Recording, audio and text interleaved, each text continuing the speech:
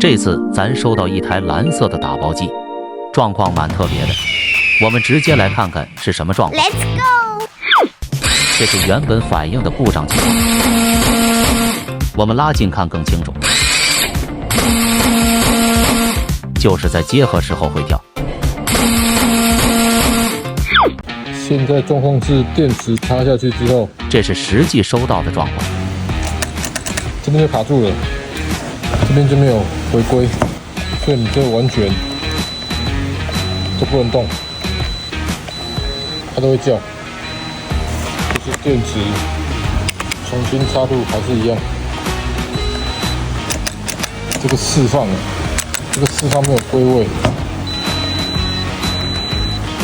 现在在拆当中，开始排除状况。最怕遇到就是螺丝锁错了，这两根螺丝是一样的规格，一样的规格，但是一个是半牙，一个是全牙，它锁的位置不一样。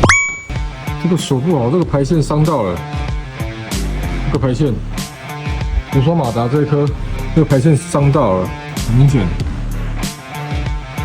我很怕这一根断线了，这根断线，这一颗就完蛋了，这一颗整颗完蛋，这一颗整颗完蛋。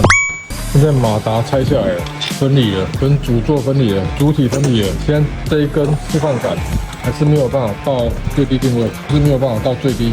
所以你看这个它还是双的，它没有到最底啊。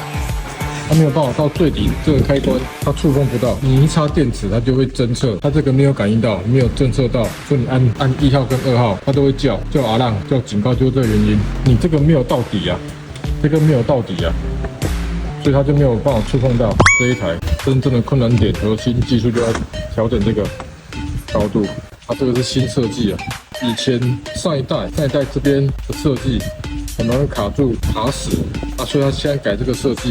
很明显，这边有个间隙，有没有？这个地方是最难的，这个地方最难的，很难调。你只要调出一些，它就跑掉了。这个设计真的是要说好了，还是要说不好？不简单啊，这设计不简单，所以这导致很多维修的不会修，就是这个原因。原厂手册里有特别注明，这里不允许进一步拆卸。看得出来这边有缺零件吗？你知道这边有缺零件吗？这里缺了一个零件，需要补上。这个开关。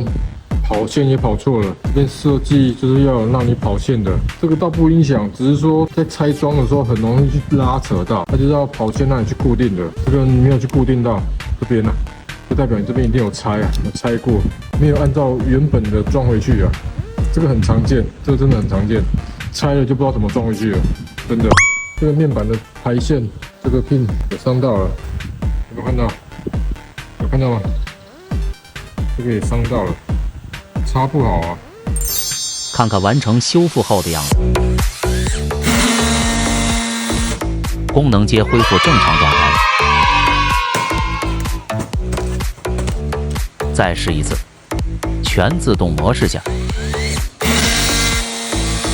按一下完成所有动作，又修好一台很特殊情况的机器了。